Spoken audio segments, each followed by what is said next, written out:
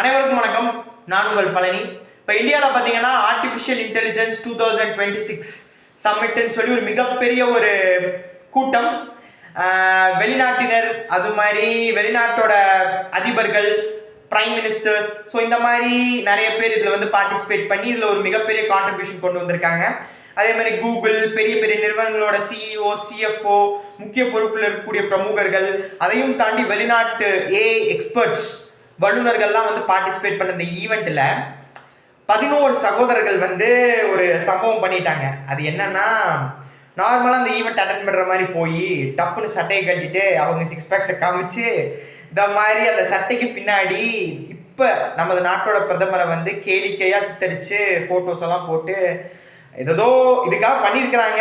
ஆனால் இது வந்து இந்தியர்கள் இப்படி தான் அப்படின்னு நிறைய இந்தியர்கள் நல்லவங்க இருக்காங்க. ஆனால் இந்த மாதிரி சீப்பாக ஒரு கேவலமான விஷயங்கள் வந்து சில பேர் பண்ணுறதுனால எல்லாரும் மேலேயும் இது பாதிக்கப்படுது.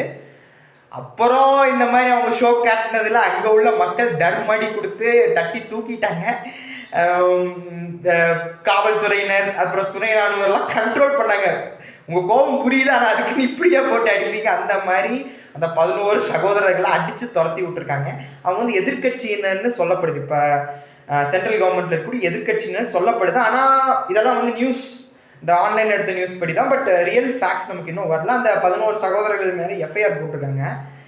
இதெல்லாம் வந்து எதுக்கு பண்ணுறாங்கன்னு தெரியல. காரணம், உங்களுக்கு அவங்களை பிடிக்கல, அவங்களுக்கு உங்களை பிடிக்கலங்கிறது வேற விஷயம்.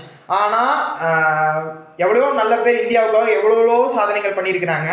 இந்த மாதிரி வெளிநாட்டு நம்மளை பார்க்கும்போது சரி, இவங்க கண்ட்ரியில் நம்ம இன்வெஸ்ட் பண்ணுவோம், இவ்வளோ ஜீனியஸ் பீப்புள் இங்கே இருக்காங்க, இன்ஜினியர்ஸ் இவ்வளோ ப்ரொடியூஸ் பண்ணுறாங்க அப்படின்னு சொல்லி வரும்போது நீங்கள் இந்த மாதிரி இந்த 11 சகோதரர்கள் வந்து சீப்பாக பிஹேவ் பண்ணாங்கன்னா இது யாருக்கு பாதிப்பு?